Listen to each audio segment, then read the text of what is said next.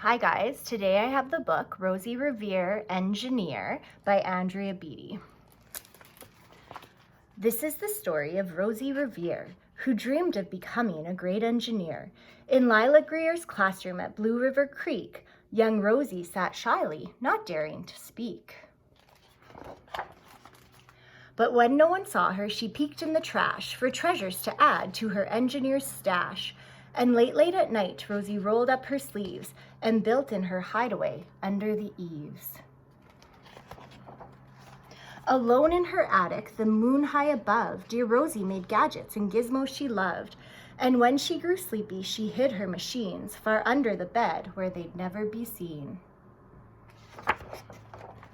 When Rosie was young, she had not been so shy. She worked with her hair swooping over one eye and made fine inventions for uncles and aunts, a hot dog dispenser and helium pants. The uncle she loved most was zookeeper Fred. She made him a hat to keep snakes off his head. From parts of a fan and some cheddar cheese spray, which everyone knows keeps pythons away. And when it was finished, young Rosie was proud, but Fred slapped his knee and chuckled out loud. He laughed till he wheezed and his eyes filled with tears, all to the horror of Rosie Revere, who stood there embarrassed, perplexed and dismayed. She looked at the cheese hat and then looked away. "I love it," Fred hooted. "Oh, truly I do." But Rosie Revere knew that that could not be true. She stuck the cheese hat on the back of her shelf, and after that day, kept her dreams to herself.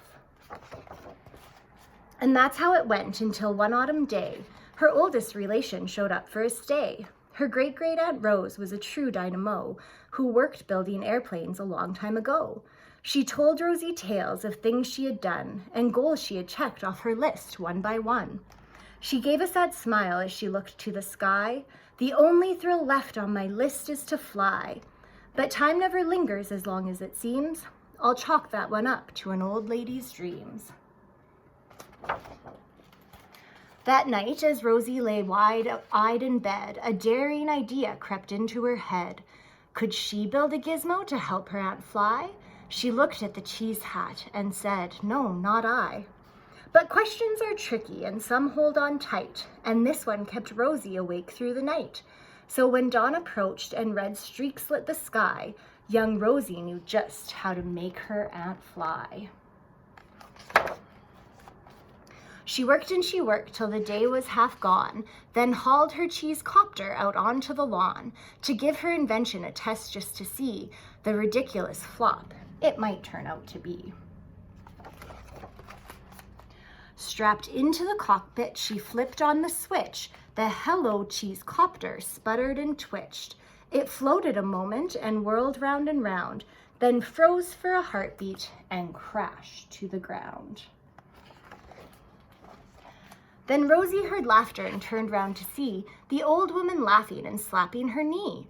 She laughed till she wheezed and her eyes filled with tears, all to the horror of Rosie Revere, who thought, "Oh no, never, not ever again will I try to build something to sputter or spin, or build with a lever, a switch, or a gear, and never will I be a great engineer."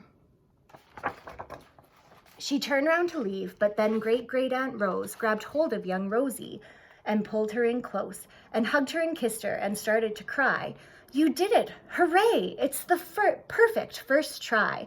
The great flop is over. It's time for the next." Young Rosie was baffled, embarrassed, perplexed. "I failed," said dear Rosie. It's just made of trash. Didn't you see it? The cheese copter crashed." "Yes," said her great aunt, "it crashed. That is true. But first, it did just what it needed to do. Before it crashed, Rosie, before that, it flew."